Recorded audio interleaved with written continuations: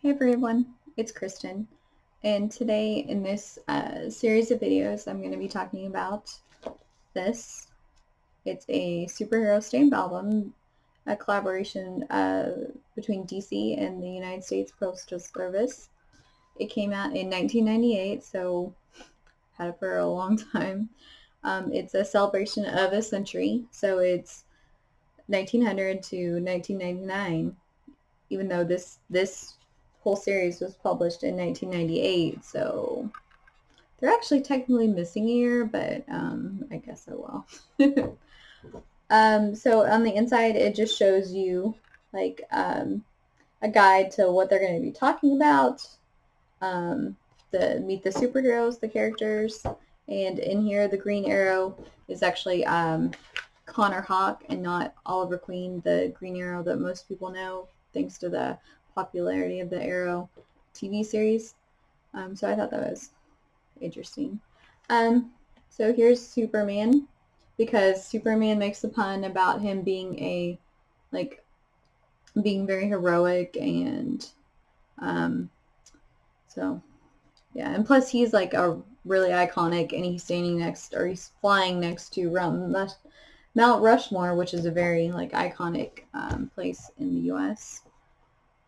So Roosevelt was, he went to Harvard, and he was like the police commissioner of New York City. He was the assistant secretary of the Navy. He ran for governor of New York, and he won. And then he was William William McKinley's running mate in 1900. And unfortunately, though, yeah, William McKinley was assassinated like only 6 months into his term. So Roosevelt became president, and then he actually ran for president in 1904 and won. And one of his famous quotes is, he's saying it right here: "Speak softly and carry a big stick," and that was in relation to his foreign policies. He actually won the first president to win the Nobel Peace Prize in 1906 for his, he helped in the Russo-Japanese War. So that's pretty cool. And then next is Wonder Woman, Ellis Island, and she makes a pun about herself because it says, "At the turn of the century, people coming to this country for freedom and opportunity saw her, the Statue of Liberty, as a true Wonder Woman."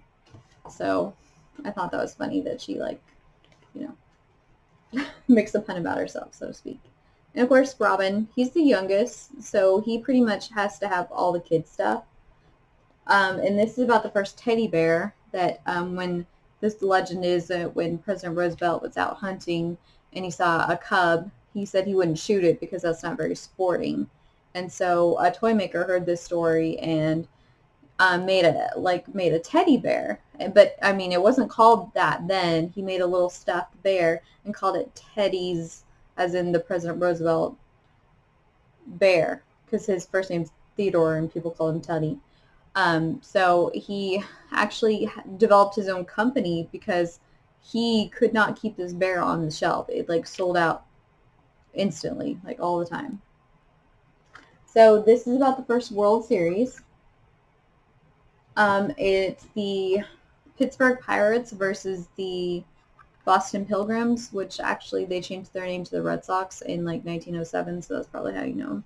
And the Red Sox won, and that was so surprising because this was the first year of like the American League, and so they were shocked that they won. And this is about this guy who helped found or convince Theodore Roosevelt, the president, to establish a national park in Yosemite, because this guy really enjoyed it. John Muir really enjoyed nature, and he really thought it was so beautiful, and he had becomes friends with the president, and so he showed him that, and the president was in agreement, and that's how we ended up with Yosemite. Again, Robin, being the only kid, he's forced to do all the kid stuff. And notice how different he looks here than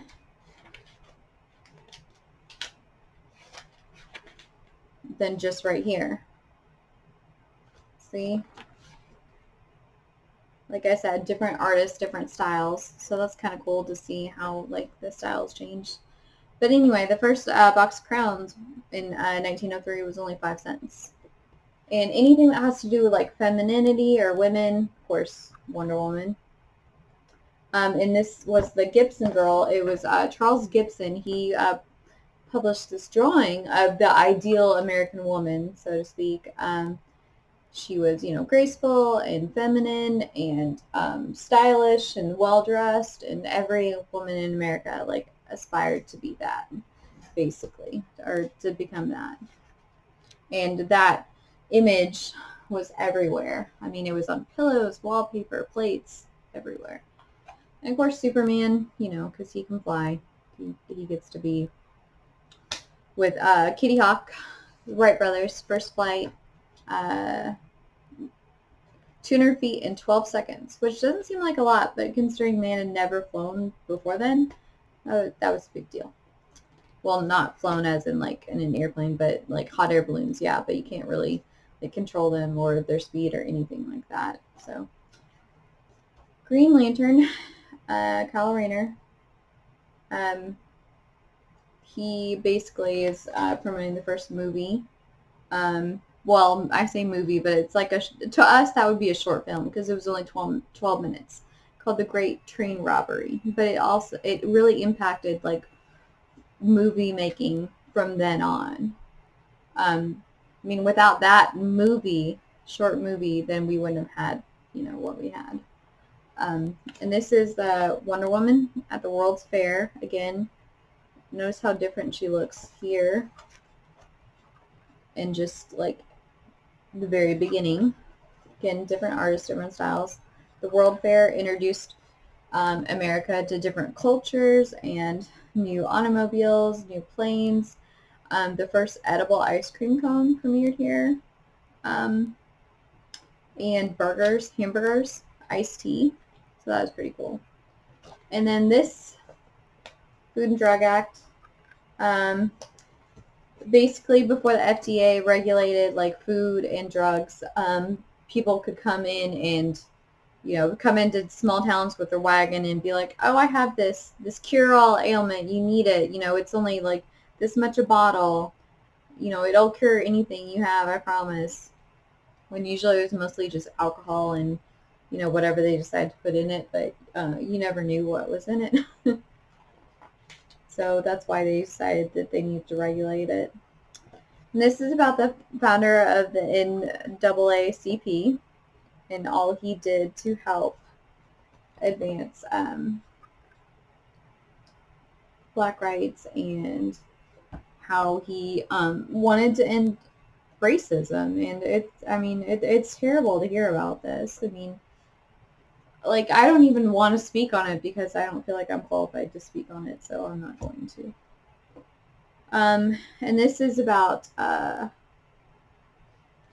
Frank Lloyd Wright and how he was just a revolutionary architect, and how his designs were so different than the normal just like square box with like some windows and stuff, and just he ushered in this new form of architecture. People were thinking outside this box, so to speak, for the first time. And then, of course, this is talking about the first, you know, the Model T Ford, and how, of course, Flash saying, ha, it's not faster than me, but it was only like $850.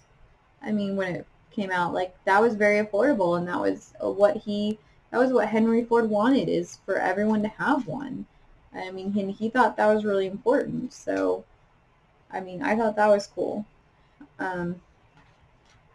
And he was also responsible for like the first major like mass manufacturing plant. And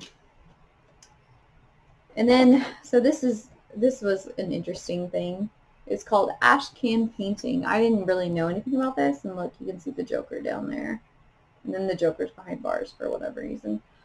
Basically, this group of 8 artists like painted what they saw, like even if it wasn't beautiful or pretty, because normally up to that point it had all been about landscapes and portraits, but they painted like real things, like the real American like perspective, so to speak.